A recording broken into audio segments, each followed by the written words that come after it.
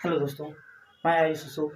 आज ज्ञान क्लासेस की ओर से आप लोगों को सैटरडे और शनिवार होने के साथ साथ ये जो आप लोग 9th और 10th वाले का जो टेस्ट है वो साप्ताहिक टेस्ट प्रोवाइड किया गया है।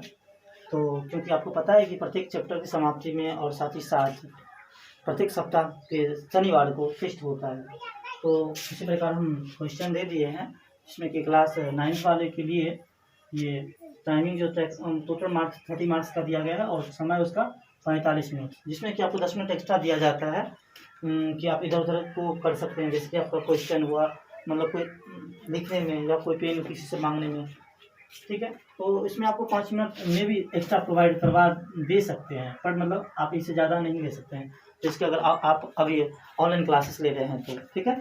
तो हम बातें करते हैं आगे प्रश्न की ओर, ठीक है। तो प्रश्न नंबर 1, जैसे कि हम इसमें जो है ना अपने आप आपका जो प्रश्न है क्वेश्चन नंबर 1 वो 3 मार्क्स का है और इसमें शांत और अशांत की जांच करना है, ठीक है। और इसमें आपको 4 क्वेश्चन दिया गया है, ठीक है। ये आप देख रहे हैं कि 36y100 सिमिलरली इसी प्रकार 3/13 1/11 और 4 पूर्णांक 1/8 इस प्रकार का क्वेश्चन आपको दिया गया है, ठीक है। अब आगे नेक्स्ट क्वेश्चन नंबर 2 आपका ये है, बोल रहा है क्या निम्न में से कौन परिमेय है अथवा अपरिमेय, ठीक है दोस्तों। तो यहाँ पे जो आपका क्वेश्चन है इसमें ये पहचानना है कि इसमें कौन संख्या परिमेय है और अपरिमेय है। नेक्स्ट क्वेश्चन पर हम आते हैं। नेक्स्ट क्वेश्चन में बोल रहा है कि मान ज्ञात कीजिए।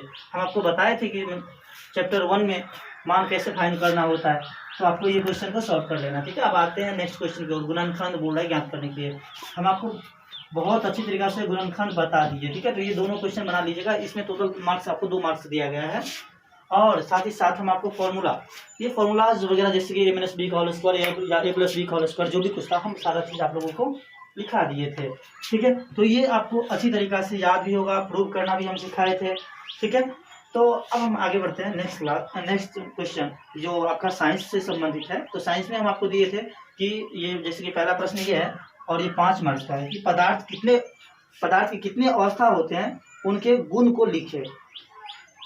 नेक्स्ट क्वेश्चन नंबर 2 जो कि 2 मार्क्स का है, इसमें आपको ये बताना है कि गैसों का विसरण से आप क्या समझते हैं, ठीक है। साथ ही क्वेश्चन नंबर 3 जो 1 मार्क्स का है और ये पूछ रहा है दाब का ऐसा मात्रक क्या है। सिमिलरली उत्तक किसे कहते हैं, नेक्स्ट प्रश्न है जो 2 मार्क्स का है। और अगला प्रश्न क्वेश्चन नंबर 5 जो ये है कि बोल रहा है कि कोशिका क्या है, 1 मार्क्स का ये है, ठीक है। आते हैं क्वेश्चन नंबर 6 की ओर। यहाँ पे ये बोल रहा है कि कोशिका झिल्ली से आप क्या समझते हैं और इनका कार्य बताओ, ओके।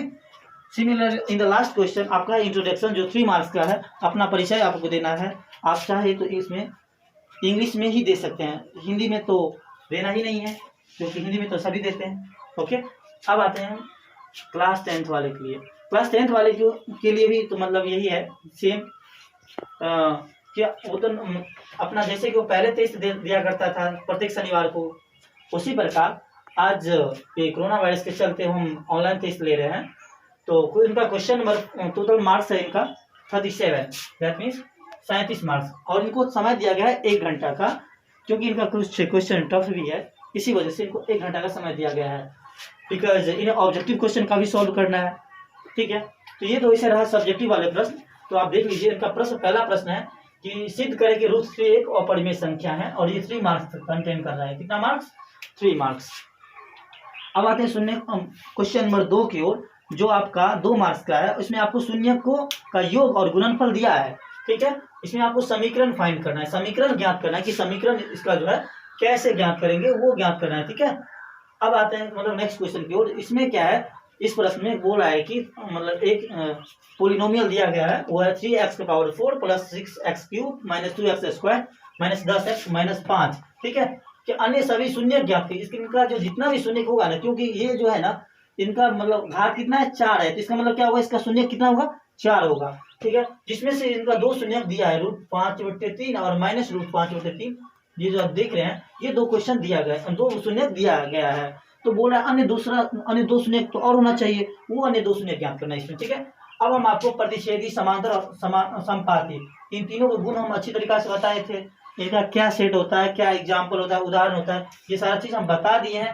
ये आपको लिखना है, ठीक है। और इसमें आपको 3 मार्क्स मिलेगा, ठीक है। अब आते हैं हम नेक्स्ट क्वेश्चन की ओर। हम आपको एक्सरसाइज 2 में पढ़ाए थे कि 2 kg सेब और 1 kg अंगूर का मूल्य 160 रुपया है। बाद में यही बढ़ जाता है, मतलब जो कि 4 kg सेब और 2 kg अंगूर का मूल्य 300 रुपया हो जाता है। इस स्थिति को ज्यामितीय रूप में व्यक्त करना है। इसमें आप याद रखें कि इसमें आपको ग्राफ भी बनाना है।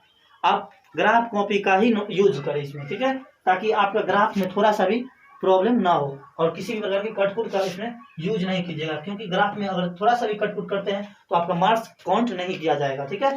हम ग्राफ को नेग्लेक्ट करने चलेंगे तो, ठीक है। अब आते हैं हम साइंस की ओर। साइंस में हम आपको पढ़ाए थे कि क्वेश्चन क्या है, कितने प्रकार के होते हैं, परिभाषा सहित उदाहरण दे, ठीक है। इसमें आपका क्वेश्चन कुछ लॉन्ग गया है, तो ये मत सोचिएगा कि मतलब, तो इसके साथ साथ अगर लॉन्ग गया तो हम मार्क्स भी दिए हैं, इसमें 5 मार्क्स दिए हैं, ठीक है। अब आते हैं भोजन को अप्रिय होने से रोकने का उपाय। हम बताए थे आपको भोजन को अप्रिय होने से रोकने का क्या क्या उपाय होता है, आप इनमें जवाब दीजिएगा।